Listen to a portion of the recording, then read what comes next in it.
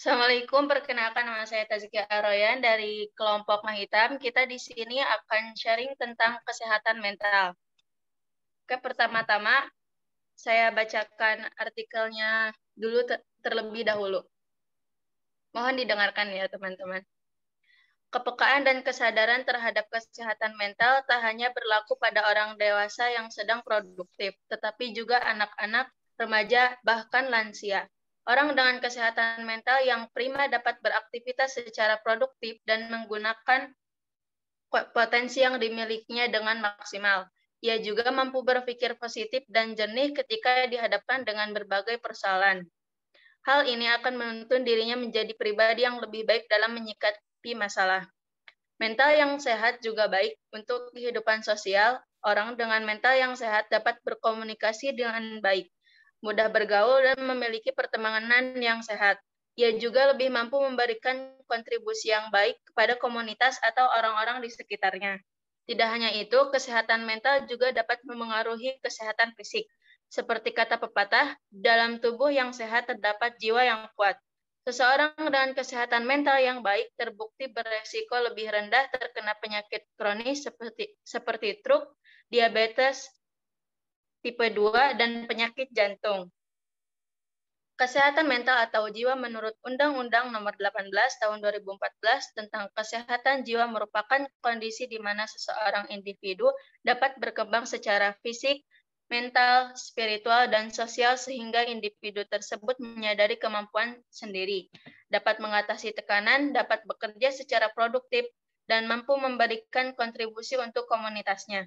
Hal itu juga berarti kesehatan mental mempunyai pengaruh terhadap fisik seseorang dan juga akan mengganggu produktivitas. Berdasarkan riset kesehatan dasar Riskesdas 2018 menjelaskan lebih dari 19 juta penduduk berusia lebih dari 15 tahun mengalami gangguan mental emosional dan lebih dari 12 juta penduduk berusia lebih dari 15 tahun mengalami depresi.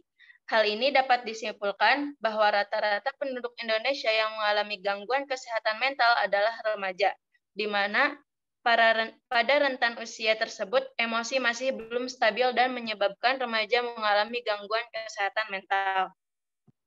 Kesehatan mental sangat penting untuk menunjang produktivitas dan kualitas kesehatan fisik. Gangguan mental atau kejiwaan bisa dialami oleh siapa saja.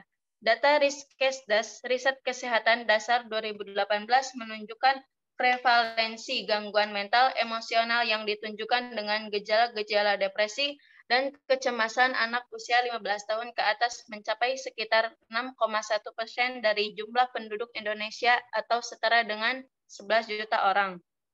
Pada usia remaja, 15-24 tahun memiliki persentase depresi sebesar 6,2%. Depresi berat akan mengalami kecenderungan untuk menyakiti diri sendiri atau self-harm hingga bunuh diri. Sebesar 80-90% kasus bunuh diri merupakan akibat dari depresi dan kecemasan. Kasus bunuh diri di Indonesia bisa mencapai 10.000 atau setara dengan setiap 1 jam terdapat kasus bunuh diri. Menurut ahli sosiologis, 4,2% siswa di Indonesia pernah berpikir bunuh diri.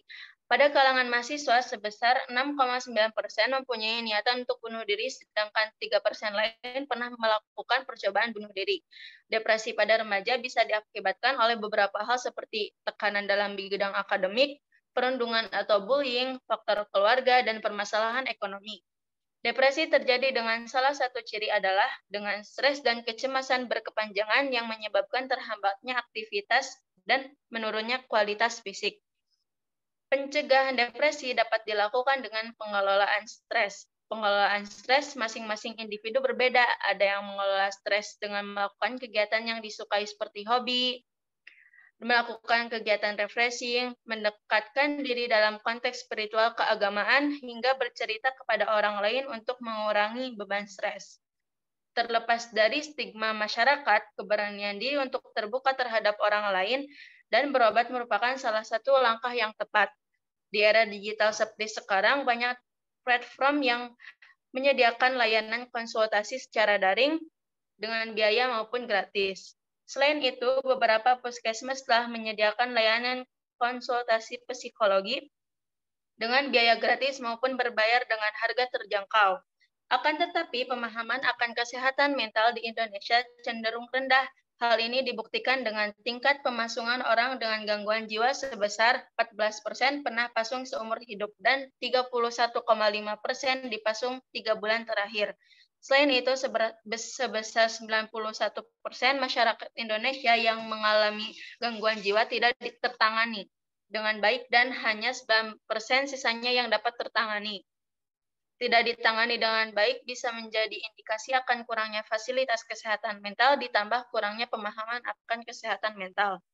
Masyarakat cenderung memberi stigma negatif terhadap orang dengan gangguan mental atau jiwa, yaitu dengan mencela dan menganggapnya sebagai aib. Anggapan akan orang gila.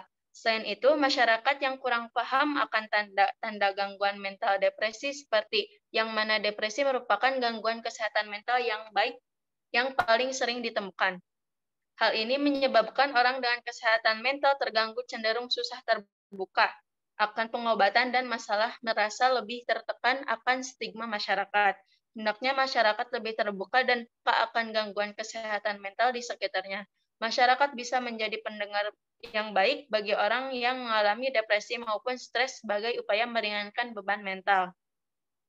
Pada masa ini, kesehatan mental menjadi isu yang hangat untuk diperbincangkan. Banyak orang yang masih berpikiran bahwa kesehatan hanya berupa kesehatan fisik semata. Mereka belum menyadari bahwa kesehatan mental juga sangat penting bagi keberlangsungan hidup seseorang. Menurut WHO, kesehatan mental merupakan keadaan sejahtera di mana setiap individu mewujudkan kemampuannya untuk mengelola stres kehidupan dengan wajar, untuk bekerja secara produktif, serta berperan di komunitasnya. Beberapa macam gangguan kesehatan mental yang sering ditemukan antara lain depresi, gangguan bipolar, skizofrenia atau halusinasi, dan gangguan kecemasan. Menurut pengamatan, bidang pendidikan menjadi salah satu penyebab remaja mengalami gangguan kesehatan mental, seperti kesulitan saat pembelajaran daring, dan tidak sedikit pula remaja yang tertekan karena tugas yang diberikan oleh guru tidak sesuai dengan porsinya. Sulitnya belajar pada masa pandemi seperti saat ini juga berakibat kepada remaja yang ingin melanjutkan ke jenjang universitas. Tidak sedikit remaja yang mentalnya terganggu pada saat menunggu hasil pengumuman kelulusan universitas. Tekanan yang didapatkan dari orang-orang sekitarnya juga dapat menyebabkan stres yang berakibatkan seseorang remaja terganggu kesehatan mentalnya.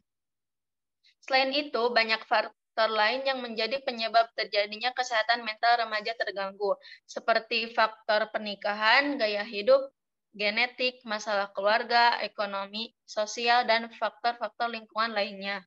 Pada masa ini, di mana zaman yang sudah maju akan ilmu pengetahuannya, masih banyak orang tua yang menganggap remeh kesehatan mental anaknya dikarenakan kurangnya edukasi serta pengetahuan orang tua mengenai pentingnya kesehatan mental.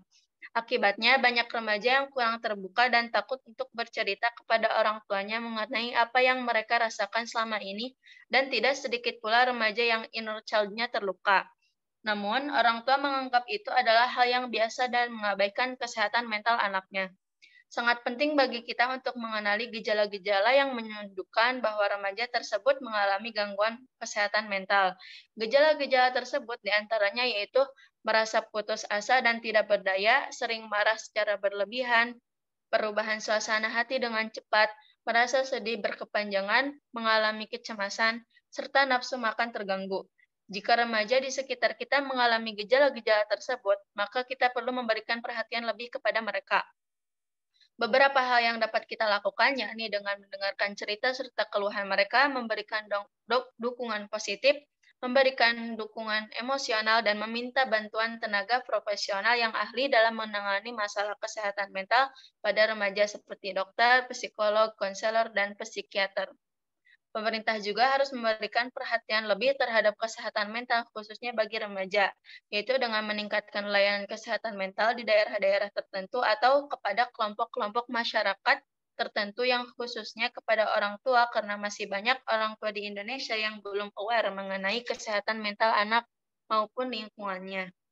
Dengan kondisi kesehatan mental yang baik akan memberikan banyak manfaat bagi diri sendiri maupun bagi orang lain. Jika kesehatan mental terganggu, kondisi fisik serta kualitas hidup seseorang dapat menurun. Pemerintah dan masyarakat juga perlu bekerja sama dalam memperhatikan kesehatan mental khususnya bagi remaja di Indonesia. Remaja merupakan generasi penerus bangsa yang diharapkan dan dapat berperan penuh dalam pembangunan demi kemajuan bangsa dan kesejahteraan masyarakat. Penting untuk diingat bahwa kesehatan mental merupakan hal yang tidak boleh diabaikan dan harus dipelihara dengan sebaik mungkin. Kesehatan mental harus diperhatikan selayaknya kesehatan fisik.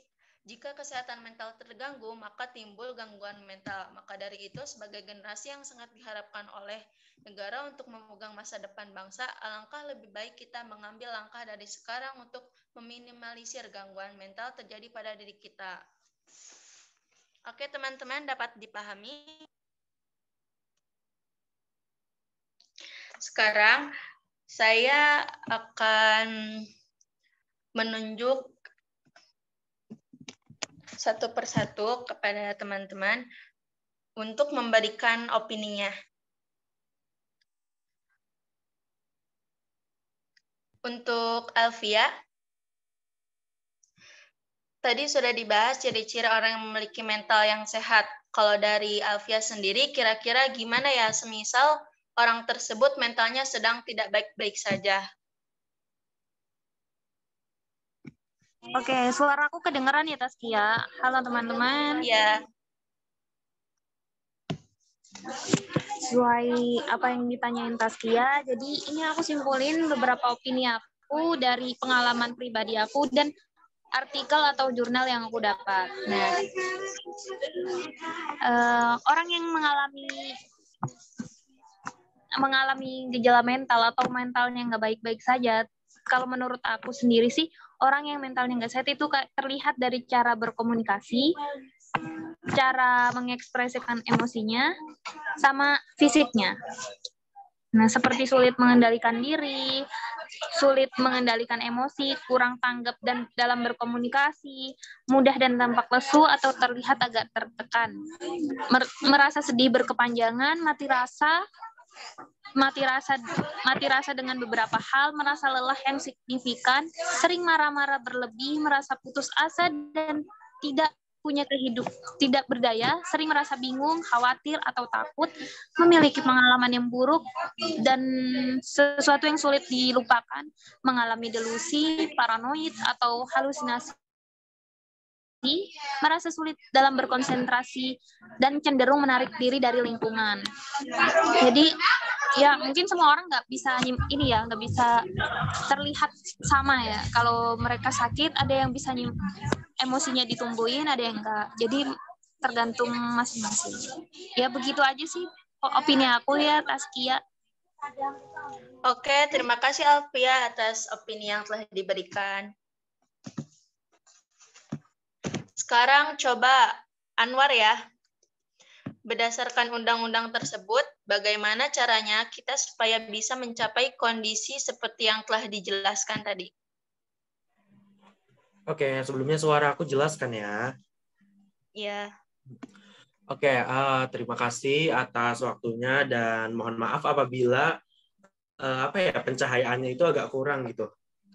Nah, tadi kan udah disebutkan ya kayak definisinya berdasarkan undang-undang yang telah dijelaskan. Aku di sini mengutip dari laman promkes.kemkes.go.id bahwasannya terdapat beberapa jiwa atau mental itu ya. Jadi yang pertama itu ada mengenali diri sendiri. Mengenali diri sendiri itu maksudnya kita bisa memahami apa yang kita rasakan dan apa yang kita butuhkan supaya kita bisa lebih paham apa sih yang sedang terjadi terhadap diri kita gitu. Kemudian yang kedua adalah mengambil waktu untuk diri sendiri. Kita pasti kadang pernah kayak ngerasa capek atau lelah sama segala sesuatu. Kita itu perlu waktu untuk beristirahat atau istilah kerennya itu me time ya. Jadi intinya kita pokoknya harus istirahat karena itu juga berguna untuk menjaga kesehatan mental kita. Kemudian yang ketiga adalah bebas dari segala jenis layar. Ini maksudnya adalah dari layar teknologi ya, kayak misalnya handphone atau laptop, terus dari sosial media juga. Kadang kan kita kalau misalnya buka sosial media ada sesuatu yang bikin kita parno, itu kan bisa bikin kita jadi panik dan sebagainya. Itu juga makanya kita harus bisa mengurangi frekuensi dari penggunaan layar yang saya maksud di sini ya, yaitu teknologi itu sendiri. Kemudian yang keempat adalah menulis. Menulis di sini dimaksudkan bahwasanya kita bisa menuangkan apa yang kita rasakan yang tidak bisa kita sampaikan kepada orang lain, kita bisa menulisnya dan menyimpannya di catatan harian kita milik sendiri gitu. Maaf, di catatan harian milik kita sendiri gitu. Karena dengan menulis kita bisa mengekspresikan apa yang kita rasakan. Kemudian selanjutnya adalah berolahraga. Dengan berolahraga kita juga karena kesehatan mental itu ada kaitannya juga dengan kesehatan fisik yang mungkin akan dibahas di opini teman-teman yang selanjutnya ya. Kemudian yang terakhir adalah mengurangi minuman beralkohol. Ini juga sama ya, karena minuman beralkohol itu kan sudah jelas bahwasannya akan merusak tubuh kita. Jadi kita harus bisa mengurangi minuman beralkohol. Kalau bisa kita tidak perlu. Mungkin cukup segitu saja ya opini dari saya. Semoga dapat dipahami dengan mudah bagi teman-teman semuanya. Terima kasih. Oke, terima kasih Anwar atas opininya. Sekarang saya mau Helda deh.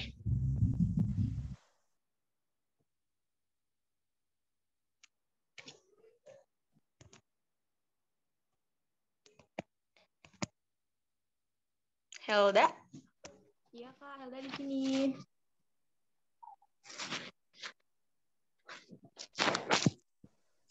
Suara saya terdengar jelas? Iya, dengar. Oke. Menurut Helda, apakah penting untuk mengetahui dan memahami tentunya gejala-gejala kesehatan mental dalam diri kita? Sebelumnya, terima kasih buat moderator untuk kesempatannya. Jadi saya akan menjawab. Menurut Helda penting banget karena seperti yang udah dijelaskan sebelumnya, kesehatan mental yang baik mampu menciptakan pandangan yang positif, baik untuk diri sendiri maupun orang lain. Karena kesehatan mental berkaitan dengan kesehatan fisik. Penyakit-penyakit yang muncul akibat kurangnya kesehatan mental antara lain gangguan bipolar, kecemasan, gangguan stres pasca trauma, dan gangguan obsesif kompulsif, dan psikosis. Selain itu, tak jarang juga kesehatan mental dapat memicu tindakan bunuh diri. Jadi, penting sekali bagi kita untuk mengetahui gejala-gejala kesehatan mental agar terhindar dari penyakit akibat dari kurangnya kesehatan mental. Selain itu, dengan mengetahui gejala-gejala kesehatan mental yang ada di dalam diri kita, itu dapat membuat hidup kita lebih bahagia. Sekian opini dari saya. Oke, terima kasih Helda. Selanjutnya saya mau tanya ke Rifki. Rifki, dari data yang disajikan tadi, mayoritas katanya remaja kan ya? Menurut Rifki, kenapa sih remaja bisa rentan terkena gangguan kesehatan mental? Oke, terima kasih atas pertanyaannya, Kak Taskia. Apakah suara saya terdengar dengan jelas? Terdengar. Oke, izin menjawab pertanyaannya ya, Kak. Opini saya ambil dari beberapa jurnal, website dari Kemenkes, dan analisis pribadi saya. Jadi, menurut saya, remaja rentan mengalami gangguan mental disebabkan usia remaja berada pada masa pubertas menuju masa kematangan atau dewasa. Di masa ini, terdapat banyak sekali perubahan yang begitu pesat, dari perubahan ciri fisik, perubahan emosional, perubahan cara berpikir, dan berperilaku. Selain itu, masa ini juga menjadi tempat menemukan jati diri seseorang. Perubahan-perubahan ini akan memberikan gejolak tersendiri bagi seorang remaja. Perubahan ciri fisik akan memberikan postur tubuh yang berbeda dari yang sebelumnya. Jika berlebihan atau tidak sesuai dengan kondisi lingkungan sekitar, berpotensi menjadi bahan perundungan. Perubahan emosional menjadikan remaja mudah mengalami mood swing atau perubahan mood yang tiba-tiba senang ataupun tiba-tiba sedih. Perubahan cara berpikir menjadikan remaja lebih memainkan logikanya, kemudian diimplementasikan melalui suatu perilaku. Namun, pada umumnya, pemikiran seorang remaja masih cukup dangkal dan kurang mendalam. Jika diukur berdasarkan tingkat pendidikan, usia remaja berada pada tingkat pendidikan sekolah menengah pertama sampai perguruan tinggi. Di tingkat pendidikan ini, remaja mulai dihadapkan dengan pelajaran-pelajaran yang jauh lebih berat dan jauh lebih sukar daripada sebelumnya. Apabila seorang remaja belum mampu menemukan pendirian atas dirinya sendiri dan belum mampu mengelola perubahan dalam dirinya sendiri, seorang remaja sangat rentan mengalami tekanan dan gangguan mental. Saya rasa fakta ini sangat relate banget dengan kita semua, apalagi para maba yang sedang melaksanakan PKKMB. Semoga jawaban yang saya berikan dapat menjawab pertanyaan Kak Rizkia. Terima kasih. Oke, terima kasih Rifki atas jawabannya. Selanjutnya Chandra.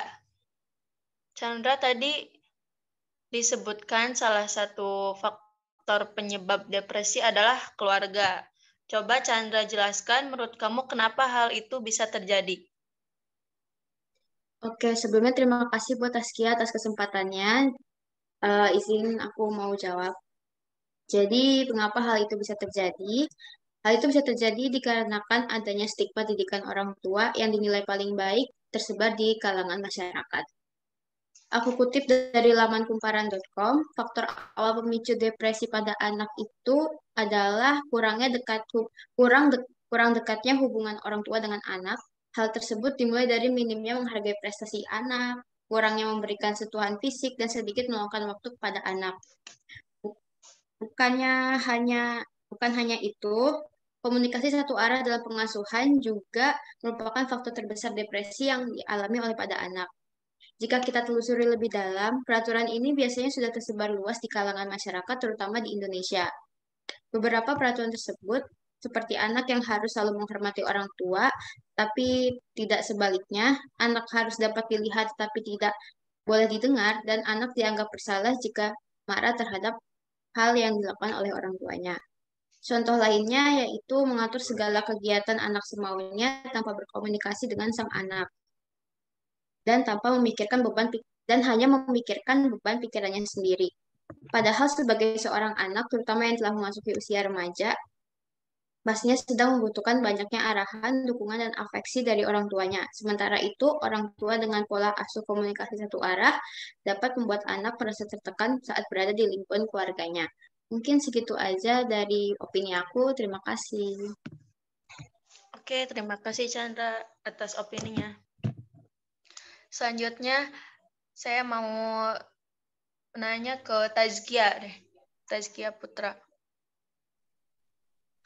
Tazkia, seperti yang udah saya bacakan, menurut kamu apa relevansi antara kesehatan mental dengan produktivitas dan kualitas kesehatan fisik?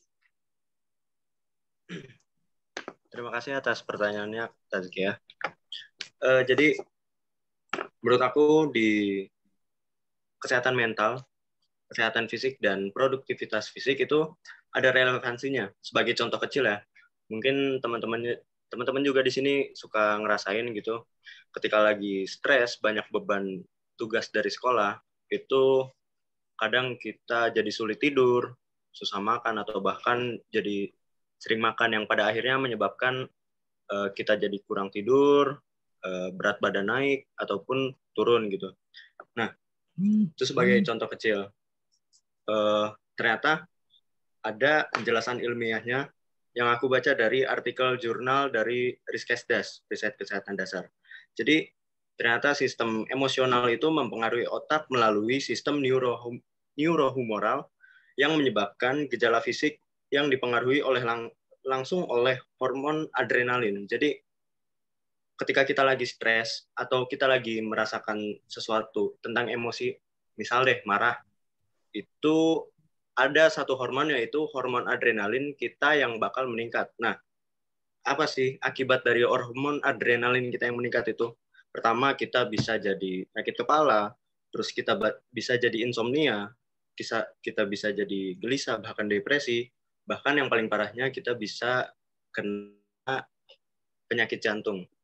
Kok bisa? Jadi di samping dari sakit kepala dan lain-lain itu, ketika hormon adrenalin kita meningkat, seperti yang jurnal ini bahas, ketika hormon adrenalin ini meningkat, kadar asam lemak bebas pun meningkat. Nah, kadar asam lemak ini kalau misalkan tidak dikurangi, itu bakal diolah di hati menjadi kolesterol, dan trigliserid. Nah, bagaimana cara menguranginya? Cara menguranginya itu dengan cara itu menjalani hobi, bekerja, ataupun berolahraga. Seperti yang dibilang kayak untuk melepas stres kita harus menjalani hobi, olahraga, ataupun aktivitas lainnya.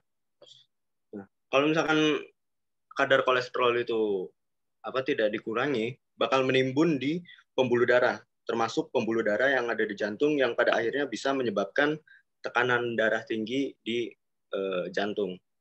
Maka dari itu penting bagi kita untuk menjaga kesehatan mental sih. Dengan cara itu, menjalani hobi, bekerja, ataupun berolahraga. Jadi tubuh kita harus tetap produktif dengan kegiatan yang positif agar terhindar dari penyakit-penyakit yang tadi sudah disebutkan. Kurang lebih begitu opini dari aku, Tazkia. Terima kasih. Oke, terima kasih Tazkia atas opininya. Sekarang saya ingin bertanya ke Marcelo. Oke, Marcelo, terkait bercerita ke orang lain atau bahkan konsultasi ke tenaga ahli itu tentunya dibutuhkan keberanian yang luar biasa. Namun, itu bukanlah hal yang mudah. Lalu bagaimana caranya agar kita dapat memberanikan diri? Ya, sebelumnya terima kasih untuk Tazkia untuk memberikan kesempatan saya menjawab.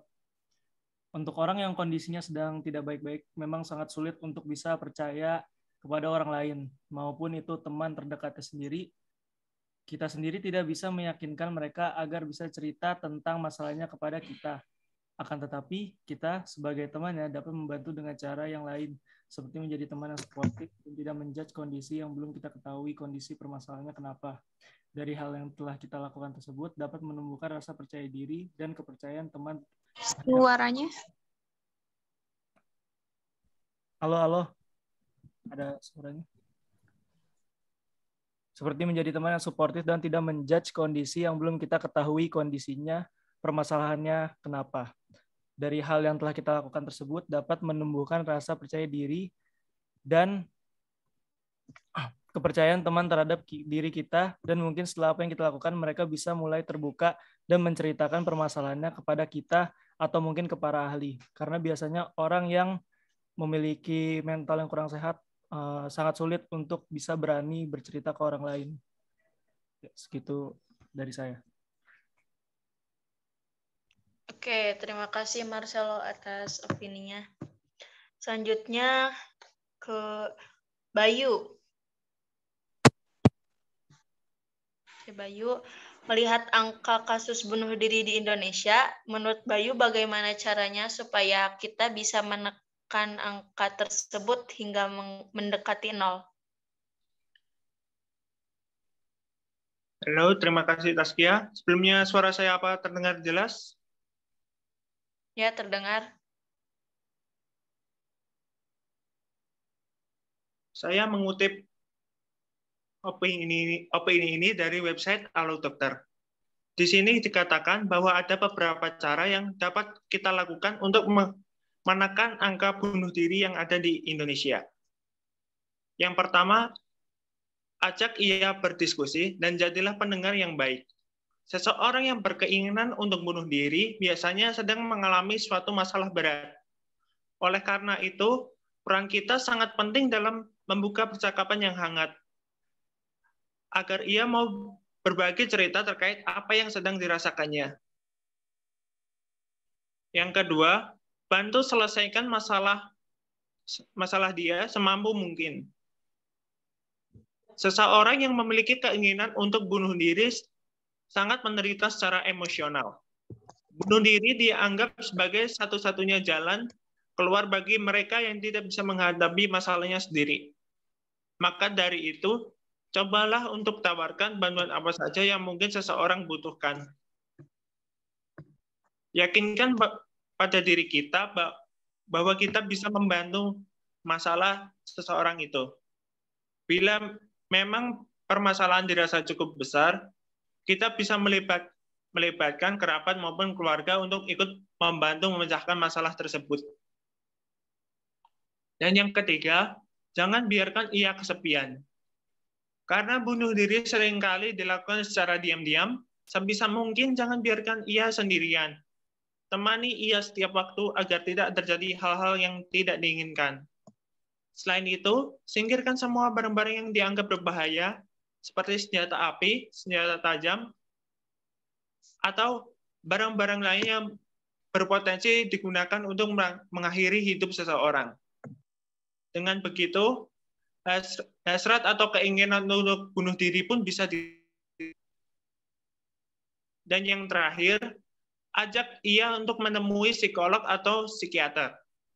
Bila memang usaha kita belum juga berhasil merubah niat atau menghilangkan niat untuk bunuh diri, satu-satunya jalan yang terbaik yaitu kita bisa membawa dia menemui psikiater atau psikolog.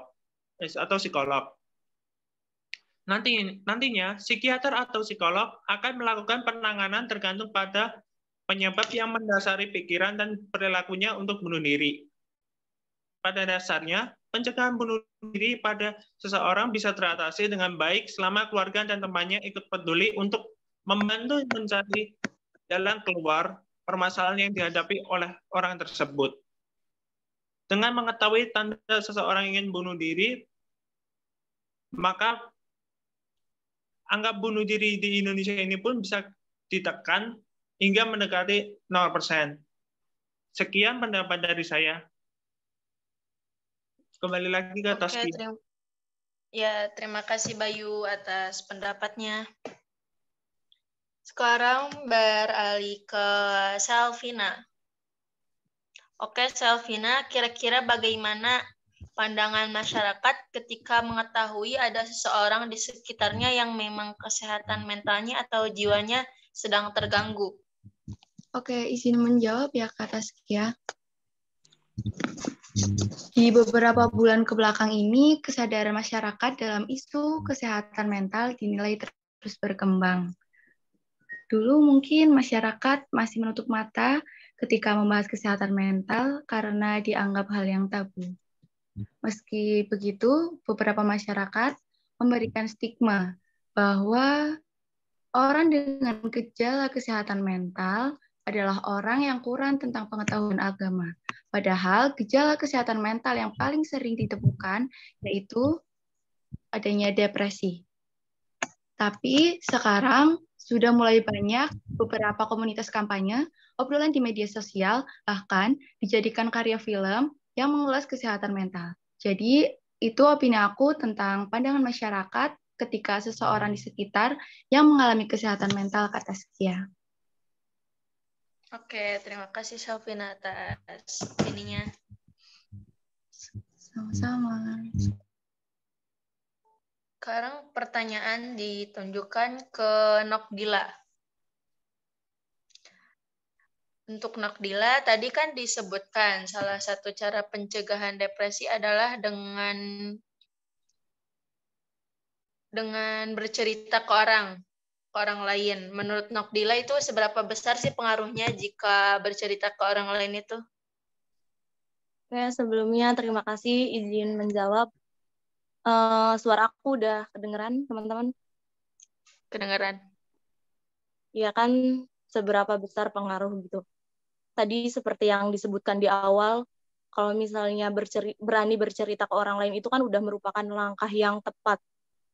Jadi pengaruhnya itu pasti besar banget. Namun kan permasalahannya itu banyak orang yang depresi itu karena mereka tuh benar-benar tertutup. Mereka tuh terlalu memikirkan semuanya sendirian gitu. Nah mungkin orang-orang terdekat kayak keluarga, teman itu harus bisa lebih peka gitu. Kita harus bisa ngenalin karakter dia tuh orangnya tertutup atau terbuka gitu. Karena ya tadi kalau misalnya dia tertutup itu pasti dia bakalan susah buat cerita ke orang lain. Kalau misalnya orang yang terbuka itu kan dia enak tuh apa-apa cerita gitu. Padahal kan kalau misalnya kita cerita ke orang lain tuh kadang berasa plong gitu meskipun kita nggak dikasih solusi, tapi kalau misalnya udah cerita tuh kayak beban tuh hilang lah sedikit gitu. Tapi kan kalau di kasus depresi ini banyaknya tuh orang-orang yang tertutup gitu. Jadi ya buat lingkungan sekitar tuh kayak orang tua, temen itu harus lebih peka gitu. Apalagi orang tua ya itu harus benar-benar ngenalin banget karakter anaknya tuh kayak gimana. Ya mungkin itu aja opini dari aku. Terima kasih banyak.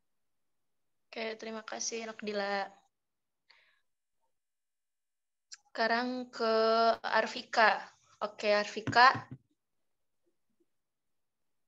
Menurut kamu, apakah kesehatan mental sama pentingnya dengan kesehatan fisik? Baik, terima kasih Tasya atas pertanyaan yang sudah diajukan. Apakah suara aku terdengar dengan jelas? Ya, kedengaran. Jadi, menurut aku kesehatan mental itu sama pentingnya dengan kesehatan fisik. Karena mental yang sehat tentunya akan membuat pikiran kita menjadi positif, sehingga tubuh akan berfungsi dengan baik secara emosional, psikologis, sosial, dan tentunya akan mempengaruhi cara berpikir, merasakan, dan berperilaku. Nah, di ilmu pengobatan psikosomatis dijelaskan bahwa apa yang terjadi di otak kita bisa mempengaruhi badan secara keseluruhan. Oleh karena itu, maka tak heran jika ada orang stres yang mengalami tegang leher karena adanya interconnection atau keterkaitan. Oke, cukup Arvika. Oke, terima kasih atas opininya. Selanjutnya saya mau nanya ke Fadilah. Untuk Fadilah, seperti yang disampaikan bahwa masyarakat cenderung menganggapnya sebuah aib dan mencelanya, bahkan menganggapnya gila ya. Menurut pendapat Fadilah, dampak apa yang akan terjadi dengan seseorang yang kesehatan mentalnya terganggu itu? Oke, terima kasih Tasya atas kesempatannya. Sebelumnya suara saya apakah terdengar? Ya, terdengar. Oke. Nah, menurut aku, orang jika kesehatan mentalnya terganggu, akan timbul gangguan mental atau penyakit mental seperti depresi, cemas, stres, atau susah untuk terbuka kepada orang lain. Nah, biasanya gangguan depresi paling sering nih dialami anak-anak remaja atau terutama korban pelecehan seksual. Banyak sekali kasus korban pelecehan seksual terjadi pada usia remaja, sehingga membuat korban mengalami depresi, yaitu gangguan kesehatan mental yang ditandai dengan suasana hati yang terus tertekan atau kehilangan minat untuk beraktivitas. Nah, banyak korban juga merasakan sedih secara terus-menerus. Selain itu, stres atau cemas seringkali nih kita rasakan sebagai siswa atau mahasiswa. Biasanya kita dapat tugas banyak dari dosen atau guru. Nah, banyak di antara kita suka untuk menunda-nunda mengerjakan tugas. Jadi, tugas menjadi menumpuk dan kita pun merasakan stres atau cemas karena kita dikejar deadline. Gitu sih Taskia dan teman-teman semua menurut opini dari aku. Ya, makasih Fadila atas opini yang telah disampaikan. Selanjutnya saya mau bertanya ke Uni. Oke, Uni, berkaitan dengan pertanyaan sebelumnya, boleh sebutkan faktor lain yang menjadi penyebab terjadinya gangguan kesehatan mental? Sebelumnya, terima kasih kepada moderator atas kesempatannya. Kesehatan mental dipengaruhi oleh peristiwa dalam kehidupan yang meninggalkan dampak yang besar pada kepribadian dan perilaku seseorang. Peristiwa-peristiwa tersebut dapat berupa kekerasan dalam rumah tangga, pelecehan anak, atau stres berat jangka panjang. Jika kesehatan mental terganggu, maka timbul gangguan mental atau penyakit mental. Gangguan mental dapat mengubah cara seseorang dalam menangani stres, berhubungan dengan orang lain, membuat pilihan, dan memicu hasrat untuk menyakiti diri sendiri. Faktor-faktor yang menjadi penyebab timbulnya gangguan pada kesehatan mental antara lain, yang pertama, faktor pemicu dengan suatu hal. Faktor yang menyebabkan gangguan kesehatan mental dapat terjadi karena terdapat pemicu. Yang kedua, faktor agama. Hal ini biasanya terjadi di lingkungan yang besar, sehingga bagi seseorang yang menjadi minoritas seringkali dikucilkan dan dijauhi. Yang ketiga, orientasi seksual. Hal ini terjadi apabila seseorang memiliki orientasi seksual yang dianggap aneh dan tidak biasa. Yang keempat, traumatis atau kehilangan seseorang. Pengalaman traumatis merupakan salah satu pemicu yang paling besar terhadap kesehatan mental. Pengalaman kehilangan seseorang dapat membuat jiwa kehilangan dan akhirnya menjadi pemicu timbulnya stres dan depresi. Yang kelima atau yang terakhir, fobia. Fobia yang terdapat di setiap orang sangat berbeda, mulai dari takut ketinggian, air, bahkan juga terdapat orang yang fobia terhadap buah. Sekian opini dari saya. Terima kasih. Oke, terima kasih Uni. Selanjutnya saya mau bertanya ke Amanda.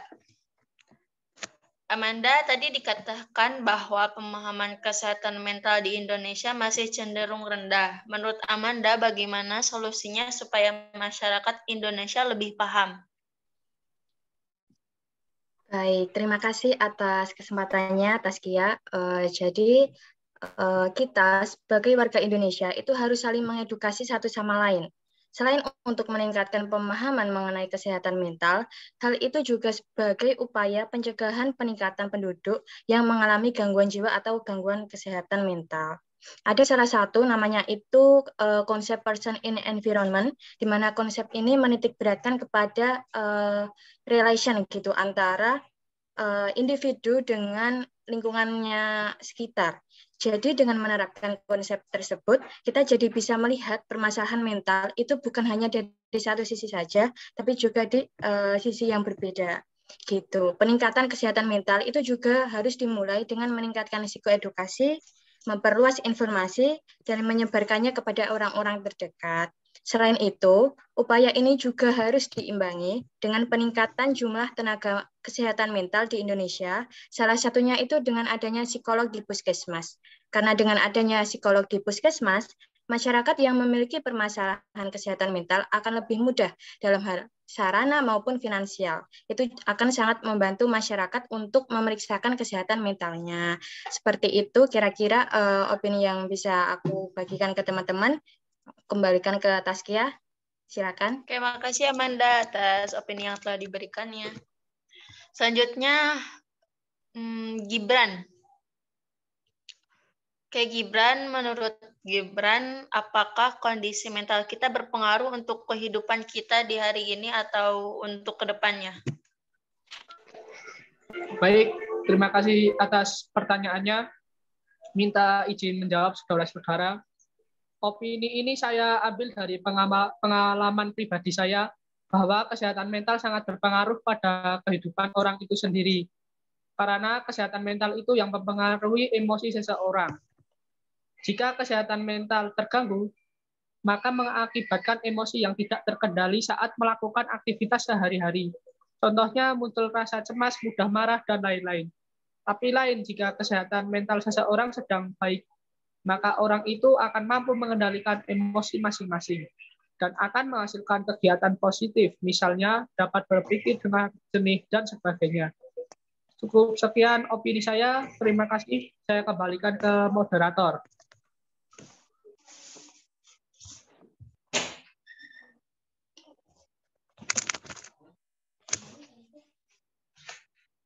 Oke, terima kasih Gibran atas opininya.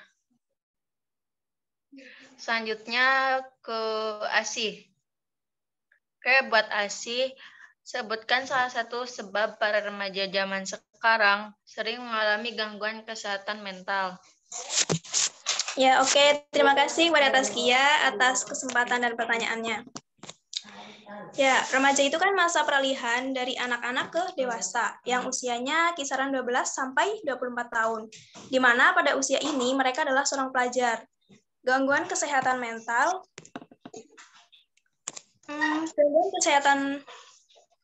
mental terutama saat pandemi seperti saat ini.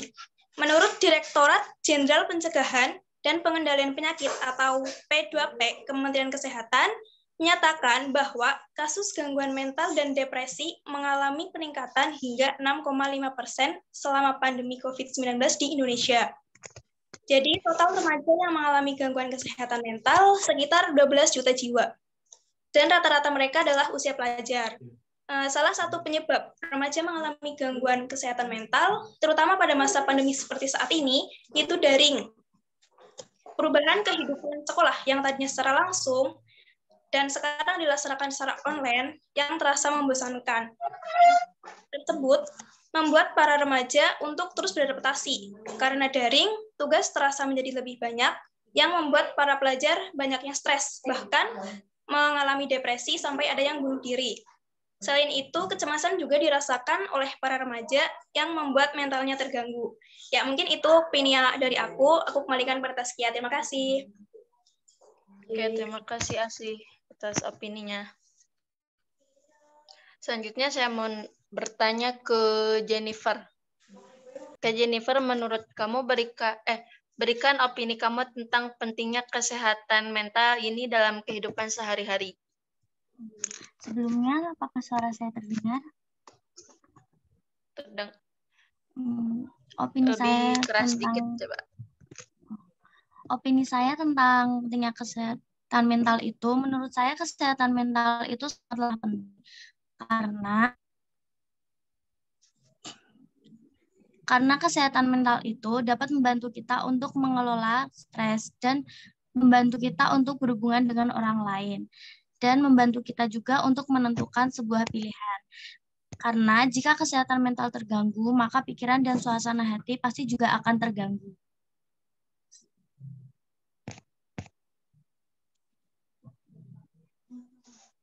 Sepertinya itu aja. Oke, terima kasih atas opininya Jennifer. Selanjutnya yang terakhir Amelia. Ke Amelia sekarang, kira-kira upaya apa yang bisa pemerintah lakukan terhadap kesehatan mental kita, terutama para remaja seperti kita ini? Ya, sebelumnya terima kasih kepada moderator yang telah memberikan waktunya untuk saya menjawab opini ya. Seharusnya pemerintah memberikan perhatian khusus kepada layanan kesehatan maupun jiwa. Membicarakan perihal kesehatan mental yang ada di Indonesia. Hingga kini hal tersebut belum mendapatkan perihal yang sangat layak. Padahal jika mungkin lengkap kondisi kesehatan tanpa adanya kesehatan jiwa, ia juga memaparkan bahwa potensi kerugian ekonomi bangsa akibat penyakit jiwa cukup besar, yaitu sebesar 1 miliar untuk setiap harinya. Dan jika dilakukan perhitungan keluarga, itu bisa mencapai 5 miliar per hari. Nah, untuk itu pemerintah seharusnya dapat melakukan langkah-langkah yang berkaitan untuk penanganan kesehatan tersebut. Mungkin cukup sekian opini yang dapat saya sampaikan. Saya kembalikan ke moderator.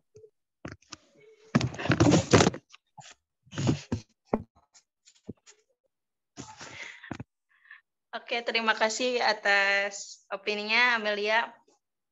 Mungkin sekian diskusi yang dapat kita sampaikan. Mohon maaf jika ada kesalahan kata dari kita dan perilaku yang tidak mengenakan. Terima kasih. Assalamualaikum warahmatullahi wabarakatuh.